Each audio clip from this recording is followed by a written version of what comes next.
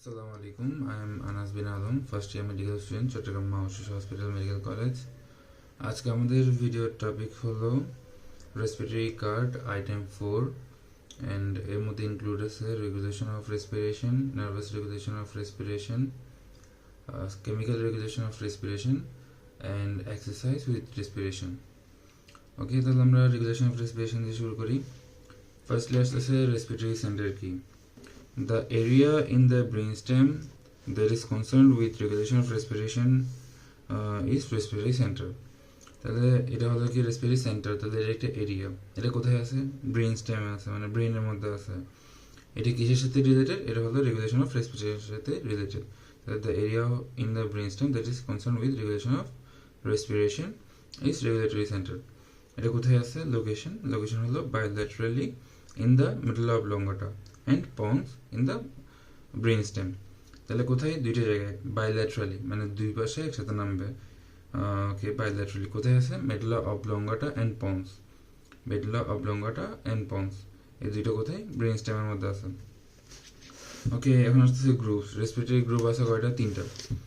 এগুলো হলো dorsal respiratory group, ventral respiratory group and হলো নিউরোলেক্সিক সেন্টার। যেটা ডরসাল রেসপিরেটরি গ্রুপ এটা হলো ইন্সপিরেটরি সেন্টার হিসেবে কাজ করে, যেটা ভেন্ট্রাল রেসপিরেটরি গ্রুপ এটা এক্সপিরেটরি সেন্টার হিসেবে কাজ করে। আচ্ছা, দেন আসতেছে লোকেশন হলো dorsal respiratory group, dorsal portion of the medulla. Ventral respiratory group এটা কোথায়? ভেন্ট্রাল মানে সামনে, তাহলে হলো অ্যান্টেরো মানে অ্যান্টেরিয়র অ্যান্ড হলো ল্যাটারাল, দুইটাই। তাহলে antero lateral part of the medulla. Dorsal and ventral respiratory group দুইটাই কোথায়? লোকেশন হলো মেডুলার মধ্যে। আর যেটা নিউরোলেক্সিক সেন্টার এটার লোকেশন কোথায়? Upper part of the pons. আমরা রেসপিরেটরি সেন্টার কি পড়ছিলাম? Medulla oblongata and pons. তাহলে মেডুলা অবলঙ্গাটা এই দুইটা অ্যান্ড পন্স হলো এটা। অ্যান্ড নিউক্লিয়াস কিরকম? ডরসাল রেসপিরেটরি গ্রুপটা হলো অ্যান্টিয়াস, nucleus of the tractus solitarius. আর ভেন্ট্রালেরটা কিরকম? Nucleus ambiguus and nucleus retroambiguus. And pneumotaxic centre এটা হলো নিউক্লিয়াস প্যারা ব্রাকিয়ালিস। আর বলতেছি নিউক্লিয়াস ডরসালের ক্ষেত্রে কিরকম? অ্যান্ডিয়াস, nucleus of the tractus solitarius. ভেন্ট্রালের ক্ষেত্রে কিরকম? Nucleus ambiguus and retroambiguus. আর নিউরোলেক্সিক সেন্টার কিরকম? Nucleus parabrachialis. ফাংশন কি? যেটা ডরসাল রেসপিরেটরি গ্রুপ এটা কি ইন্সপিরেটরি সেন্টার হিসেবে কাজ করে, তাহলে একটা মেইন ফাংশন কি হবে? ইন্সপিরেশন। অ্যান্ড আরেকটা কি করে? Basic rhythm of the inspiration is generated. এটা হলো কি ইন্সপিরেশনের যে বেসিক রিদম, যে স্টার্টিং, ওইটাকে জেনারেট করে। কোনটা? Dorsal respiratory group. ভেন্ট্রালটা কি করবে? এটা হলো ইন্সপিরেশন এক্সপিরেশন দুইটাই করে, যদিও এটা এক্সপিরেটরি সেন্টার হিসেবে কাজ করে, কিন্তু এটা ইন্সপিরেশন এক্সপিরেশন দুইটাই করবে। মেইনলি কোনটা করবে? এক্সপিরেশন, যেহেতু এক্সপিরেটরি সেন্টার। আর কি it is almost totally inactive during normal quiet respiration. Okay, provide আছে। এটা হলো নর্মাল কোয়াইট রেসপিরেশন যখন হবে, মানে নর্মাল রেসপিরেশন যখন হবে এটা কি থাকবে? ইনঅ্যাক্টিভ থাকবে। কিন্তু এটা এক্সারসাইজ বা এরকম কোনো ওয়ার্কআউটের ক্ষেত্রে কি হবে? এটা provide powerful expiratory signal when high level of pulmonary ventilation are required, especially during heavy exercise. মানে যখন এক্সারসাইজ করবো ওর কোনো ধরনের মুভমেন্ট হবে, ওই ক্ষেত্রে কী হবে? মানে যখন পালমোনারি ভেন্টিলেশন প্রয়োজন হবে, মানে high level of pulmonary ventilation প্রয়োজন হবে, এক্সারসাইজ হতে পারে বা অন্য কোনো ধরনের হেভি মুভমেন্ট হতে পারে, এই ক্ষেত্রে এটা কি করবে? পাওয়ারফুল এক্সপিরেটরি সিগন্যাল প্রোভাইড করবে। আসতেছে নিউরোলেক্সিক সেন্টার। এটা কি করবে? Control the rate and depth of breathing. আর কি করবে? Limit the duration of inspiration by controlling the switch off point of the inspiratory ramp. আচ্ছা, তাহলে এটা কি করবে? রেট অ্যান্ড ডেপথ কন্ট্রোল করবে।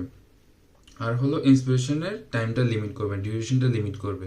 যেমন আমরা জানি হলো inspiration 2 second and expiration 3 second. তাহলে হয়তো পারতো যে ইন্সপিরেশনটা 5 সেকেন্ড পুরোটাই চলতে পারতো, তো ওটা 2 সেকেন্ড কেন? ওই 2 সেকেন্ড যে লিমিট করছে ওইটা কি সুইচ অফ করে দিছে, মানে ইন্সপিরেশন হইতে আসে ওইটাকে সুইচ অফ করছে। কে করছে এটা? নিউরোলেক্সিক সেন্টার করবে। ওকে, দেন আসতেছে nervous regulation of the respiration. এখানে আমাদের কি আছে? ফার্স্ট ক্লাসে হলো রিদমিক ব্রিদিং কি? রিদমিক ব্রিদিংটা হলো normal inhaling and exhaling of air at a regular interval of time is called rhythmic breathing. এটা হলো তাহলে রিদম, একটা রিদম মেনটেন হবে। তার মানে হলো কি একটা রেগুলার টাইম ইন্টারভ্যাল পর সেম জিনিস হবে, মানে একটা রেগুলার টাইম ইন্টারভেল পর পর ইন্সপিরেশন অ্যান্ড এক্সপিরেশন হবে। এটাই হলো rhythmic breathing. It is control by respiratory centres in the brainstem. এর আগে দেখছি আমরা কি রেসপিরেটরি সেন্টার কি কি আছে। রেসপিরেটরি সেন্টার হলো মেডুলা অবলঙ্গাটা অ্যান্ড পন্স, এগুলো কোথায় আছে? ব্রেন স্টেমের মধ্যে আছে। এখন নার্ভাস রেগুলেশন শুরু হচ্ছে। নার্ভাস রেগুলেশন আমি ফার্স্টলি শর্টকাট বলি, দেন এখানের মধ্যে কি লিখছি এটা বলবো। তো ফার্স্টলি হচ্ছে কি ডরসাল রেসপিরেটরি গ্রুপ, যেখানের মধ্যে আমরা পাইছিলাম কি এখানে basic rhythm of respiration generate হয়। তাহলে ডরসাল রেসপিরেটরি গ্রুপের মধ্যে একটা রিদম জেনারেট হলো। রিদমটা কীরকম? যে ইন্সপিরেটরি সিগন্যাল যেটা এটা হলো কি একটা র্যাম্প সিগন্যাল। র্যাম্প সিগন্যাল বলতে এটা হলো শুরু হয় আস্তে আস্তে অ্যান্ড ধীরে ধীরে এটা ইনক্রিজ হতে থাকে। মানে it begins weakly and increases steadily in a ramp manner. কতক্ষণ পর্যন্ত? 2 সেকেন্ড। অ্যান্ড এরপরে 3 সেকেন্ড সিজ হয়ে থাকবে।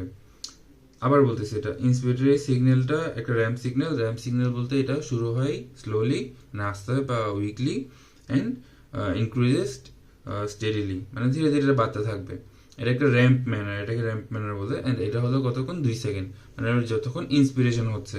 অ্যান্ড এরপরে হলো সিজেস ফর নেক্সট 3 সেকেন্ড। তাহলে নেক্সট 3 সেকেন্ড কি হবে? এক্সপিরেশন হবে।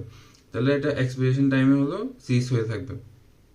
তাহলে ফার্স্টলি ডরসাল রেসপিরেটরি গ্রুপের মধ্যে একটা বেসিক রিদম জেনারেট হলো। এখন ওইটা গিয়ে সিগন্যাল দেবে কাকে?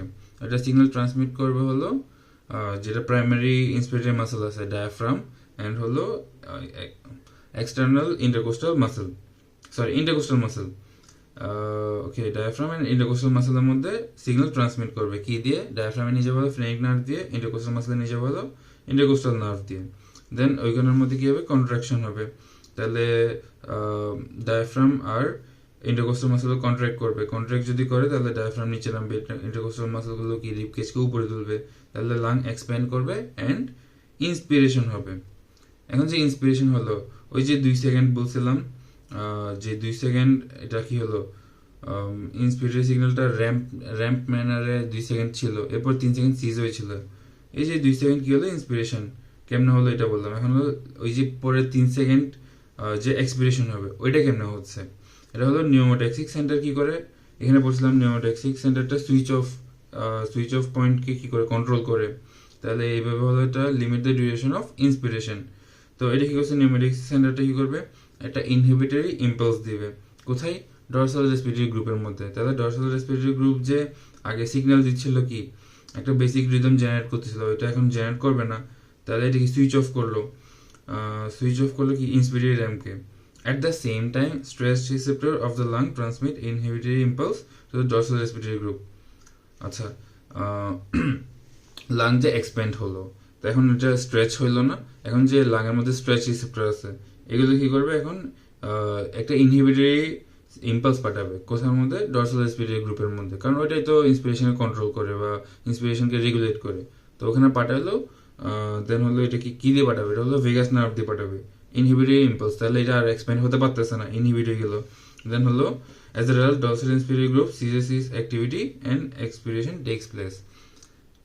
এর ফলে কি ডরসাল রেসপিরেটরি গ্রুপটা কি আর সিগন্যাল ট্রান্সমিট করবে না। তাহলে এটা কি লাঙার এক্সপ্যান্ড হচ্ছে না, এতটুকু থেমে গেছে। এখন এরপরে এক্সপিরেশনটাকে এটা পেসিভ মেকানিজম। তাহলে এটা কোনো আলাদা মেকানিজম লিখতে হবে না, এটা ধীরে ধীরে এক্সপিরেশন হয়ে থাকবে। ওকে, তো এখানে যেটা লিখছে the basic rhythm of respiration is generated in the dorsal respiratory group. এটা কেমনে জেনারেট হয়? এটা হলো একটা ইন্ট্রিনসিক অ্যাবিলিটি আছে, যেটা কোনো স্টিমুলাস ছাড়া ডরসাল রেসপিরেটরি গ্রুপটা এই রিদমটা জেনারেট করতে পারে। Same as a note in the CVS. আচ্ছা, দেন এটা যে ইন্সপিরেটরি সিগন্যালটা যে র্যাম্প সিগন্যাল, এটা কি এটা আগেই বললাম। এরপর আসতেছে হলো সিগন্যালটা যাবে কোথায়? ট্রান্সমিট হয়ে যাবে হলো প্রাইমারি ইন্সপিরেটরি মাসেল, যেটা ডায়াফ্রাম, ইন্টারকোস্টাল মাসেল কি যাবে? ফ্রেনিক নার্ভ, ইন্টারকোস্টাল নার্ভ দিয়ে যাবে। দেন এর ফলে কি হবে? এই যে কন্ট্রাক্ট করবে ডায়াফ্রাম, ইন্টারকোস্টাল মাসেল, তাহলে হলো লাং এক্সপ্যান্ড করবে, ইন্সপিরেশন হবে। এখন ইন্সপিরেশন হয়ে গেছে, দেন ইন্সপিরেশন হতে থাকবে। আমার ইন্সপিরেশনটা বন্ধ করতে হবে। কি দিয়ে বন্ধ করবো? নিউমোট্যাক্সিক সেন্টার দিয়ে। তো নিউমোট্যাক্সিক সেন্টারটা কি করবে? Transmit inhibitory impulse to the dorsal respiratory group. এটা এখন ইনহিবিটরি ইম্পালস নিয়ে গেছে ডরসাল রেসপিরেটরি গ্রুপের মধ্যে। তাহলে ডরসাল রেসপিরেটরি গ্রুপ কি করবে? এই যে আগে ইন্সপিরেটরি র্যাম্প ছিল, এটা যে বাড়তি ছিল ধীরে ধীরে, ওটাকে এখন সুইচ অফ করে দিবে। সেম টাইমে লাং যে এক্সপ্যান্ড করছে, এক্সপ্যান্ড করার ফলে যে স্ট্রেচ রিসেপ্টরগুলো আছে ওইগুলো আর এখন কি এক্সপ্যান্ড করতে চাচ্ছে না, তাহলে ওগুলো ইনহিবিটরি ইম্পালস পাঠাবে কোথায়, ডর্সাল রেসপিরেটরি গ্রুপে। তাহলে ইনহিবিটরি ইম্পালস পাঠাইলে ওই যে এখন আর এটা এক্সপ্যান্ড হচ্ছে না, ভেগাস নার্ভ দিয়ে এটা পাঠাচ্ছিল। দেন যে এক্সপিরেশন হবে, এক্সপিরেশনটা তো পেসিভ মেকানিজম, তাহলে এটা যখন হচ্ছে না, এক্সপ্যান্ড হচ্ছে না, তাহলে হলো লাংয়ের যে ইলাস্টিসিটি অ্যান্ড থোরাসিক ওয়ালের যে ইলাস্টিসিটি, এগুলো যে রিকয়েল করবে, এগুলো রিকয়েল করার কারণে এগুলো ধীরে ধীরে কাছে আসবে আর এক্সপিরেশন হতে থাকবে। এরপর আরেকটা জিনিস লিখছে, during expiration the stretch receptors become unstretched, inhibitor impulse from receptor ceases as a result inspiration takes. আচ্ছা এটা আবার বলি, এটা হচ্ছে কি যে স্ট্রেচ হয়েছে এরা, এখন এক্সপিরেশন যখন হচ্ছে তাহলে এটা যে স্ট্রেচ হয়েছে এটা এখন আনস্ট্রেচ হচ্ছে, মানে এটা রিকয়েল হচ্ছে। এখন যে রিকয়েল হচ্ছে এটা প্রথমে যখন স্ট্রেচ ছিল এটা ডর্সাল রেসপিরেটরি গ্রুপের মধ্যে কি সিগন্যাল পাঠাইছিল, একটা ইনহিবিটরি ইম্পালস পাঠাইছিল। এখন এই যে হচ্ছে এই যে আনস্ট্রেচ হয়েছে মানে রিকয়েল হয়ে যাচ্ছে, ওই টাইমে এখন কি ওই আগের সিগন্যালটা কি সিজ হয়ে যাবে না, তখন আগের সিগন্যাল যদি সিজ হয় তাহলে ডর্সাল রেসপিরেটরি গ্রুপ কি আবার নতুন ইম্পালস জেনারেট করবে না, যে বেসিক রিদম জেনারেট করতো ওই রিদমটা জেনারেট করবে না, তাহলে আবার কি ইন্সপিরেশন আবার হবে। এই যে এটাই মেকানিজম, এটা হলো নার্ভাস রেগুলেশন গেল। এখন ওই যে ইন্সপিরেটরি র্যাম্প সিগন্যালটা কি, এটা যে আগে যেটা বলছিলাম ওইটা এখানে একটু এক্সপ্লেইন করে লিখছে, the nervous signal that is transmitted to the primary inspiratory muscle mainly the diaphragm, এটা কিরকম নট অ্যান্ড এটা বলতে পারে sudden burst of action potential, not sudden burst of action potential, মানে এরকম না যে আমার ইন্সপিরেশনটা সাডেনলি এই লাং এক্সপ্যান্ড হয়ে গেছে, সাডেনলি আমার ইন্সপিরেশন হয়েছে, সাডেনলি এক্সপিরেশন হয়েছে, এরকম না, লাংটা ধীরে ধীরে আমার ইন্সপিরেশন দেন ধীরে ধীরে এক্সপিরেশন, তাহলে এটা হলো কি it is not suddenly burst of action potential, এটা হলো কি instead it begins weakly and increases steadily in a ramp manner for about 2 seconds, then it ceases abruptly for the next 3 seconds. এইটাকেই খালি লিখছে। আচ্ছা অ্যাডভান্টেজ কি, এটা হলো it causes a steady increase in the volume of lung during inspiration rather than inspiratory gaps। ওই যে যেটা বললাম এটা কি করবে, স্টেডিলি ইনক্রিজ করতে দিবে ওই লাং ভলিউমকে, এটা সাডেনলি যে বাড়বে সাডেনলি কমবে এই জিনিসটা হইতে দিবে না। তবে এটা কন্ট্রোল করবে কি, কন্ট্রোল অফ ইন্সপিরেটরি র্যাম্প সিগন্যাল, এটা হলো কন্ট্রোল করা যায় একটা হলো ইন্সপিরেটরি র্যাম্প সিগন্যাল যেটা আছে, এই যে আমার সাপোজ এটা হলো সিগন্যালটা আমার বাড়তেছে মানে এটা শুরু হয়েছে ছোট থেকে উইকলি শুরু হইলো অ্যান্ড হলো স্টেডিলি ইনক্রিজ, তাহলে ধীরে ধীরে ধীরে ধীরে বাড়তেছে। এই যে এটা কত স্পিডে বাড়বে, আস্তে বাড়বে নাকি স্পিডে বাড়বে, এই যে রেটটা আছে এই রেটটাকে কন্ট্রোল করার মাধ্যমে। আর একটা জিনিস কি, এই যে একটা লিমিটিং পয়েন্ট আছে মানে যে জায়গায় গেলে সিজ হয়ে যাবে, ওই লিমিটিং পয়েন্টটাকে কন্ট্রোল করার মাধ্যমে। সাপোজ এই দুইটা জিনিসটা আমি আবার বলি, ফার্স্টলি হলো এটা যে একটা রেটে যাচ্ছে, সাপোজ এরকম স্লোলি যাচ্ছে অথবা এরকম ফাস্ট যাচ্ছে, এটা কোন রেটে যাবে ওইটাকে কন্ট্রোল করতে পারি। আর একটা জিনিস হলো এটা সিজ হবে, সাপোজ এই জায়গায় সিজ হবে, তো এটাকে আমি এখানে সিজ করবো নাকি এখানে সিজ করবো নাকি আরও পরে সিজ করবো বা আরও আগে সিজ করবো, এটাকে কন্ট্রোল করতে পারি। এভাবে র্যাম্প সিগন্যালটা কন্ট্রোল হয়। দেন আসতেছে আচ্ছা অ্যাপনিউসিস কি, অ্যাপনিউসিস হলো নিউমোটেক্সিক সেন্টার যে ড্যামেজ, নিউমোটেক্সিক সেন্টার যেটা আছে যেটা যে সুইচ অফ জিনিসটাকে কন্ট্রোল করে, সুইচ অফ পয়েন্টটাকে কন্ট্রোল করে, মানে ইন্সপিরেটরি ডিউরেশনটাকে যে লিমিট করে, ওই নিউমোটেক্সিক সেন্টার যদি ড্যামেজ হয়ে যায় তাহলে respiration become slower and tidal volume greater, tidal volume বেড়ে যাবে আর রেসপিরেশন স্লো হয়ে যাবে। when the vagus are also cut, they are prolonged inspiratory spasm that resembles breath holding. This is called apneusis. আচ্ছা গেল, এবার আসতে হলো কেমিক্যাল রেগুলেশন। কেমিক্যাল রেগুলেশনটা কি, respiratory activity is highly responsive to changes in the concentration of oxygen, carbon dioxide and hydrogen ion in the tissue. আচ্ছা টিস্যুর মধ্যে যে রেসপিরেটরি অ্যাক্টিভিটি আছে এটা কিসের উপর ডিপেন্ড করবে, এটা হাইলি ডিপেন্ড করে হলো oxygen, carbon dioxide and hydrogen আয়নের উপর। আচ্ছা তো টিস্যুর মধ্যে যে রেসপিরেটরি অ্যাক্টিভিটি আছে ওটা কিসের প্রতি রেসপন্সিভ হবে, এটা হলো oxygen, carbon dioxide and hydrogen আয়নের প্রতি। তাহলে এটা কিরকম, এটা যদি partial pressure of carbon dioxide and hydrogen concentration এটা যদি বাড়ে অথবা পার্শিয়াল প্রেসার অফ অক্সিজেন এটা যদি কমে তাহলে রেসপিরেশন বাড়বে। এটা কেন হয়, টিস্যুর মধ্যে কি হয় আমার অক্সিজেন ঢুকে কার্বন ডাইঅক্সাইড বেরোয়, মানে কার্বন ডাইঅক্সাইড তৈরি হচ্ছে। তা আমার যদি কার্বন ডাইঅক্সাইড বাড়ে আর হাইড্রোজেন আয়ন কনসেন্ট্রেশন বাড়ে, তাহলে আমার কি ওখানের মধ্যে টিস্যু লেভেলের মধ্যে যদি কার্বন ডাইঅক্সাইড বাড়ে হাইড্রোজেন বাড়ে, তাহলে আমার কি এখন কি লাগবে, আমার থেকে অক্সিজেন লাগবে। তাহলে আমার অক্সিজেন যদি নিতে হয় তাহলে আমার রেসপিরেশন বেশি করতে হবে না, রেসপিরেশন বেশি করতে হবে। আরেকটা জিনিস কি, অক্সিজেন যদি কমে, পার্শিয়াল প্রেশার অফ অক্সিজেন যদি কমে, তাহলে আমার অক্সিজেন লাগবে, তাহলে আমার কি রেসপিরেশন বাড়াতে হবে।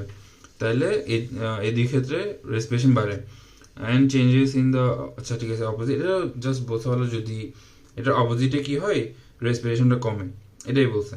তাহলে both carbon dioxide and hydrogen ion act on centre. আচ্ছা, কার্বন ডাইঅক্সাইড আর হাইড্রোজেন আয়ন এই দুইটাই কি একসাথে আছে, এই দুইটাই কি বাড়লে রেসপিরেশন বাড়বে, আর অক্সিজেনটা কি আলাদা হয়ে আছে, এটা কি যদি কমে তাহলে রেসপিরেশন বাড়বে। তাহলে এক্ষেত্রে কার্বন ডাইঅক্সাইড আর হাইড্রোজেন আয়ন যদি এই দুইটা বাড়ে, এই দুইটা কিভাবে এফেক্ট করতে পারে, এটা হলো কেমোরিসেপ্টর যেটা আছে, কেমোরিসেপ্টর দুই টাইপের থাকবে, একটা হলো সেন্ট্রাল, একটা হলো পেরিফেরাল। সেন্ট্রাল কেমোরিসেপ্টর কোথায় থাকবে, ব্রেনের মধ্যে থাকবে, মিডল অবলঙ্গাটাতে, আর পেরিফেরালটা থাকবে কোথায়, carotid bodies and aortic bodies এর মধ্যে। এটা আমরা সিভিএস এর মধ্যেই কেমোরিসেপ্টর পড়ছিলাম, ওখানের মধ্যেই ছিল ক্যারোটিড অ্যান্ড অ্যারোটিক বডি। আচ্ছা, এখন আসতেছে কার্বন ডাইঅক্সাইড আর হাইড্রোজেন, এই দুইটা কিন্তু সেন্ট্রাল অ্যান্ড পেরিফেরাল দুইটার ক্ষেত্রে এফেক্ট ফেলতে পারবে, কিন্তু যেটা অক্সিজেন আছে এটা খালি পেরিফেরালের ওপর এফেক্ট ফেলবে, এটি কিন্তু সেন্ট্রালের উপর কোনো এফেক্ট করতে পারবে না।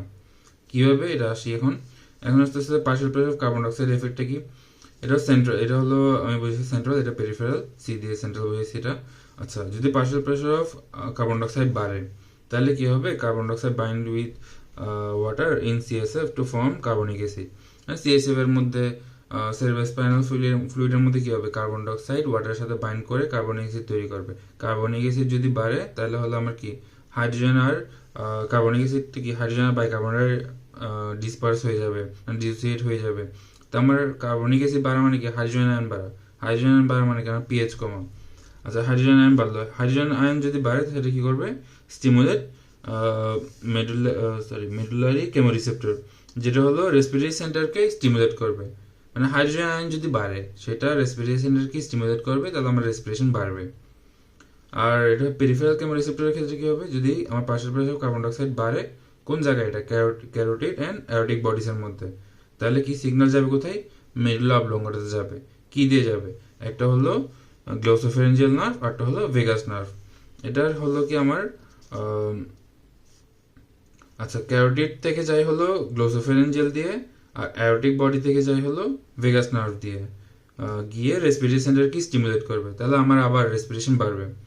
আর হাইড্রোজেনটা কিরকম, হাইড্রোজেন আয়নটা হলো যদি হাইড্রোজেন আয়ন বাড়ে, আমরা তো এখানে দেখছি কার্বন ডাইঅক্সাইড বাড়ার কারণে কি হচ্ছে, partial pressure of carbon dioxide বাড়তেছে, ওইটার কারণে হাইড্রোজেন বাড়তেছে, হাইড্রোজেন আয়ন কনসেন্ট্রেশন, ওইটার কারণে আমার কি হচ্ছে, রেসপিরেটরি সেন্টার স্টিমুলেট হচ্ছে আর রেসপিরেশন হচ্ছে।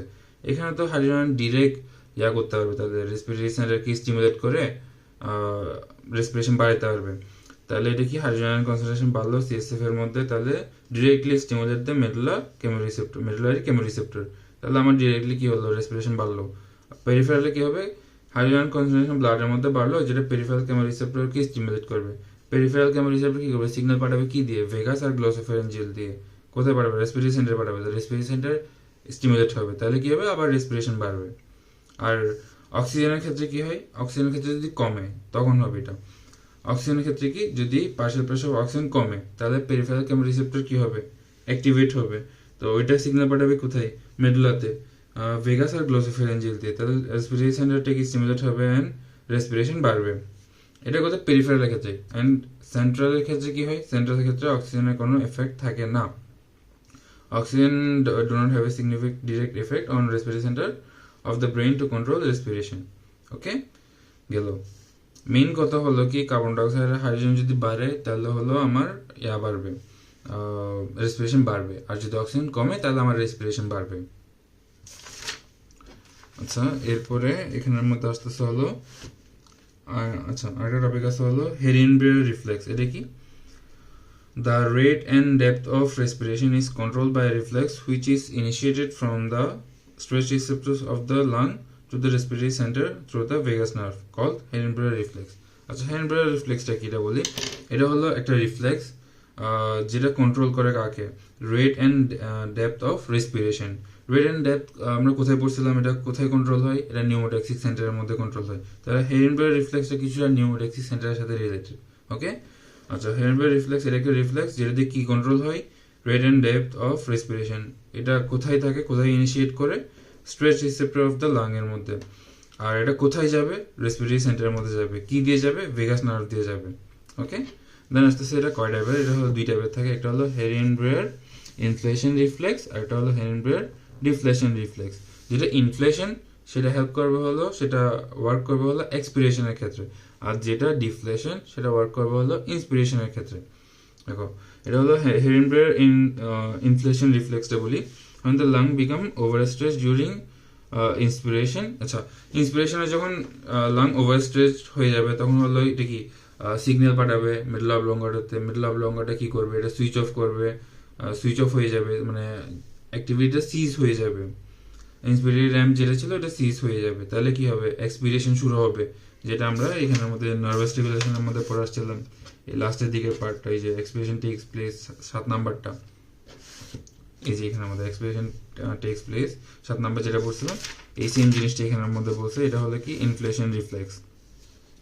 তো আর ডিফ্লেশন রিফ্লেক্সটা কি, এটা হলো during mark deflation of the lung the stress to become unstress. এই যে পরে যে 8 নাম্বার যেটা ছিল, মানে এটা আনস্ট্রেসড হবে, দেন এক্সপিরেশনের পরে আবার ইন্সপিরেশন শুরু হবে, এটাই বলছে। সেম ওই জিনিসটা হলো ডিফ্লেশন রিফ্লেক্স। এখানের মধ্যে চলে আসছে। ইম্পর্টেন্স কি, এটা হলো একটা প্রোটেক্টিভ মেকানিজম। তারপর হলো ওকে, এটা হলো একটা protective mechanism.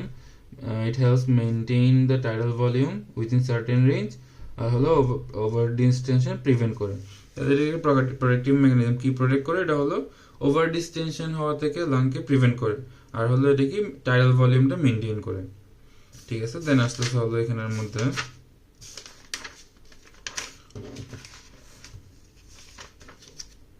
Exercise and respiration এইরকম। আচ্ছা, effects of exercise on respiration. রেসপিরেশনের উপর এক্সারসাইজের কি এফেক্ট থাকে, এটা হলো সিম্পলি প্রথম যেগুলো দেখছি এগুলো বাড়ে, লাস্টের 3টা জিনিস সমান থাকে, কোনো এফেক্ট ফেলতে পারে না। ওই 3টাই জিনিস হলো partial pressure of carbon dioxide, partial pressure of oxygen, partial pressure of আর এটা হলো হাইড্রোজেন আয়ন কনসেন্ট্রেশন অথবা পিএইচ। এই 3টা জিনিস যেগুলো আমরা কেমিক্যাল রেগুলেশনের মধ্যে পড়ছিলাম, এই 3টে জিনিসের মধ্যে কি হবে, নর্মাল থাকবে, এগুলো তো কোনো এফেক্ট হবে না। আর বাকি যা আছে রেট অ্যান্ড ডেপথ, কি হবে, এক্সারসাইজ করলে অবভিয়াসলি রেট অ্যান্ড ডেপথ বাড়বে, দেন হলো কি পালমোনারি ব্লাড ফ্লো বাড়বে, দেন হলো oxygen entering in the blood এটা বাড়বে, অক্সিজেন কনজাম্পশন বাড়বে, কার্বন ডাইঅক্সাইড ফর্মেশন কি বাড়বে, কার্বন ডাইঅক্সাইড এক্সক্রিশনটাও বাড়বে। মানে এক্সারসাইজ করলে কি হবে, আমার অক্সিজেন বেশি লাগতেছে, তাহলে অক্সিজেন বেশি লাগতেছে, আমার অক্সিজেনের কনজাম্পশন বেশি হবে, কার্বন ডাইঅক্সাইড তাহলে বেশি ফর্ম হবে, কার্বন ডাইঅক্সাইড এক্সক্রিট হবে বেশি, তারপর হলো কি অক্সিজেন এন্টারিং দ্য ব্লাড এটাও বেশি, তারপর হলো যেহেতু ব্লাডের মধ্যে অক্সিজেন র্যাপিডলি এন্টার করতেছে দেন আবার বের হচ্ছে, তাহলে আমার কি পালমোনারি ব্লাড ফ্লোটা বাড়তেছে, এভাবে আমার রেট অ্যান্ড ডেপথ এটা পুরোটাই বাড়তেছে। এই 3টে জিনিস সেম থাকবে। দেন আসতেছে হলো regulation of respiration during exercise. এটা হলো কি during muscular exercise the rate and depth of the respiration are increase. এটা স্বাভাবিক, এটা ইনক্রিজ হবে। তো এটা হলো দুইটা নিউরোজেনিক ফ্যাক্টরের উপর ডিপেন্ড করে। কীরকম, এটা হলো stimulatory impulse from the higher centres of the brain to the respiratory muscle. আর এটা হলো প্রোপ্রিওসেপটিভ স্টিমুলেটরি রিফ্লেক্স। এটা কীরকম, প্রথমটা বলি, stimulatory impulses from the higher centres of the brain to respiratory muscle. এটা হলো ব্রেন থেকে এক্সারসাইজের সময় আমাদের এক্সারসাইজ করি কোন মাসল দিয়ে, স্কেলেটাল মাসল দিয়ে, তো কন্ট্রাক্টিং মাসল দিয়ে। এখন ব্রেন থেকে এক্সারসাইজের সময় এই যে মাসলগুলো কন্ট্রাক্ট করার জন্য, স্কেলেটাল মাসল কন্ট্রাক্ট করার জন্য সিগন্যাল যাবে। এখন ডায়াফ্রামটা কি, এটাও একটা স্কেলেটাল মাসল, তাহলে আমার সিগন্যাল যাওয়ার সময় কোল্যাটারালি সিগন্যাল ট্রান্সমিট হয়ে কই যাবে, ডায়াফ্রামে যাবে। তাইলে ডায়াফ্রামটাও তখন কি করবে, যে কন্ট্রাক্ট করবে, তাহলে আমার তখন রেসপিরেশন এফেক্ট পড়তেছে এক্সারসাইজের সময়। আরেকটা জিনিস কি, একটা হলো প্রোপ্রিওসেপটিভ স্টিমুলেটরি রিফ্লেক্স। আচ্ছা, এটার ক্ষেত্রে কি প্রোপ্রিওটরি স্টিমুলেটরি রিফ্লেক্স, যেটা প্রোপ্রিওরিসেপ্টরস এগুলো কোথায় থাকে, প্রোপ্রিওসেপ্টরস এগুলো থাকে হলো জয়েন্ট আর মাসেলের মধ্যে। এটা মেনলি কি করে, এটা জয়েন্ট আর মাসেল থেকে যে এদের মুভমেন্টগুলো হচ্ছে এই মুভমেন্টের ইনফোগুলো ব্রেনের মধ্যে নিয়ে যায়।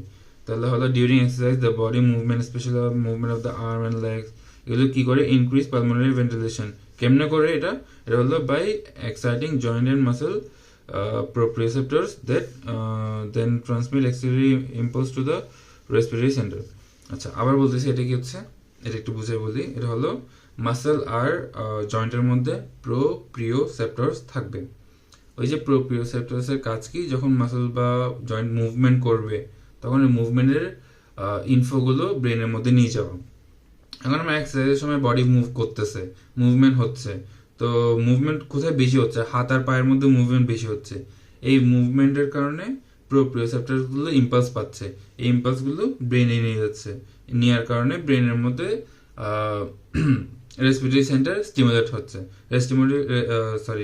রেসপিরেটরি সেন্টার যেহেতু স্টিমুলেট হবে তখন আমার কি ইন্সপিরেশন এক্সপিরেশন বাড়বে তখন আমার রেসপিরেশন বাড়তেছে তাহলে এই দুভাবেই কি হচ্ছে আমার রেসপিরেশন এফেক্ট হচ্ছে এক্সারসাইজের সময় এন্ড দুনো ক্ষেত্রে আমার কি বাড়তেছে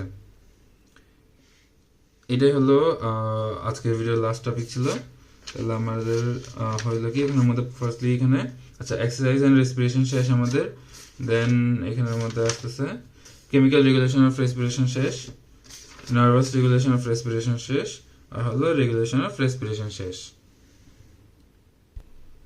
আচ্ছা এখানের মধ্যে আর দুইটা কোয়েশ্চেন আছে একটা হলো chemical centres for regulation of respiration chemical centre কি কি আছে আমরা জানি একটা হলো কি সেন্ট্রাল কেমোরিসেপ্টর একটা হলো পেরিফেরাল কেমোরিসেপ্টর সেন্ট্রাল কেমোরিসেপ্টরটা কোথায় থাকবে এটা হলো ventrolateral surface of the medulla oblongata ventrolateral বলতে কি অ্যান্টেরোল্যাটারাল সারফেস যেটাতে কি পাইছিলাম আমরা ওখানে আমাদের ছিল ventral respiratory group of neurons ছিল তাহলে এখানে কি পাবো আমরা সেন্ট্রাল কেমোরিসেপ্টর পাবো এটার স্টিমুলাসটা কি এই যে সেম কার্বন ডাইঅক্সাইড বাড়বে ওদিকে হাইড্রোজেন বাড়বে অক্সিজেন কমবে এই তিনটাই লিখছে খালি সরি অক্সিজেনের ক্ষেত্রে ডিরেক্টলি ইফেক্ট থাকবে না এই জিনিসটা কিন্তু খুবই ইম্পর্টেন্ট কার্বন ডাইঅক্সাইড বাড়লে ইফেক্ট হবে হাইড্রোজেন আয়ন বাড়লে ইফেক্ট হবে কিন্তু অক্সিজেনের ক্ষেত্রে কোনো ডিরেক্ট ইফেক্ট নেই তারপর আসতেছে আমাদের এটা হলো সেন্ট্রালটা গেল এবার আসতেছে আমাদের আচ্ছা এটার এফেক্টটা হলো ডিরেক্ট এফেক্ট যেহেতু সেন্ট্রাল এটা ডিরেক্টলি রেসপিরেটরি সেন্টারের পাশেই আছে রেসপিরেটরি সেন্টার এটার মধ্যে আছে তাহলে এটা কি ডিরেক্ট এফেক্ট ফেলবে পেরিফেরালটা কি হয় পেরিফেরালটার ক্ষেত্রে এটা হলো আমরা ভেগাস আর গ্লোসোফেরিঞ্জিয়াল ট্রান্সমিট করি তাহলে আমরা ওখানে নার্ভ দিয়ে ট্রান্সমিট করতেছি ওইটা হবে কি তাহলে ইনডিরেক্ট আর এটা হবে ডিরেক্ট তাহলে এখন সেন্ট্রাল থেকে এখন আসতে পেরিফেরালটা বলতেছি আচ্ছা এখানের মধ্যে ওই যে মেকানিজমটা দিছিল সেন্ট্রালের ক্ষেত্রে এটা হলো কি কার্বন ডাইঅক্সাইড যদি বাড়ে তাহলে কার্বন ডাইঅক্সাইড সিএসএফ এর মধ্যে পটাশের সাথে বাইন্ড করে কার্বনিক অ্যাসিড তৈরি করবে যেটা আমরা ওখানে কার্বন ডাইঅক্সাইডটা পড়ছিলাম সেম ওই জিনিসটাই লিখছি এখানের মধ্যে ফুল মেকানিজমটা দেন আসতেছে হলো পেরিফেরাল কেমোরিসেপ্টর কোথায় এটা হলো ক্যারোটিড বডিজ কোথায় এটা আসলে bifurcation of the common carotid artery আর যেটা অ্যারোটিক বডি এটা হলো অ্যারোটিক আর্চের মধ্যে আছে স্টিমুলাস কিরকম ওই যে সেম আগে যেটা পড়ছিলাম আমরা এটা হলো ইনডিরেক্ট আর এটার মধ্যে হলো ইনডিরেক্ট কেন কারণ এটা হলো ভেগাস আর গ্লোসোফেরিঞ্জিয়াল দিয়ে ট্রান্সমিট হবে তো কার্বন ডাইঅক্সাইড বাড়লে কি হবে দেন হলো হাইড্রোজেন বাড়লে তারপর হলো অক্সিজেন কমলে এই জিনিসটা এখানে লিখছে তারপর হলো অক্সিজেনটা এখানে লিখছে যেহেতু অক্সিজেনটা সেন্ট্রালের ক্ষেত্রে থাকবে না কিন্তু পেরিফেরালের ক্ষেত্রে থাকবে দেন আমাদের আর আছে হলো name the stimuli affecting respiratory centre এটা একটা রিসেন্ট কোয়েশ্চেনে খুব বেশ কয়েকবার আসছে এটা এখানে আমাদের আছে হলো আচ্ছা কেমিক্যাল নন কেমিক্যাল কি আছে আমরা পড়ে ফেলছি একটু আগে এটা হলো অক্সিজেন কার্বন ডাইঅক্সাইড আর হলো hydrogen concentration low oxygen high carbon dioxide আর হলো high hydrogen concentration hydrogen concentration মানে কি লো পিএইচ তারপর নন কেমিক্যালে কি আমরা নন কেমিক্যালের মধ্যে একটা হলো ফার্স্টলি বলছিলাম নার্ভাস রেগুলেশন আরেকটা আমরা এক্সারসাইজের সময় কি পড়ছিলাম প্রোপ্রিওরিসেপ্টরস পড়ছিলাম না প্রোপ্রিওসেপ্টরস ওই জিনিসটা ইনডাইরেক্ট স্টিমুলেশন ফ্রম প্রোপ্রিওসেপ্টরস এটাই তাহলে আজকে ভিডিও এতটুকু শেষ আইটেম 4 এর পড়া আমাদের কমপ্লিট হলো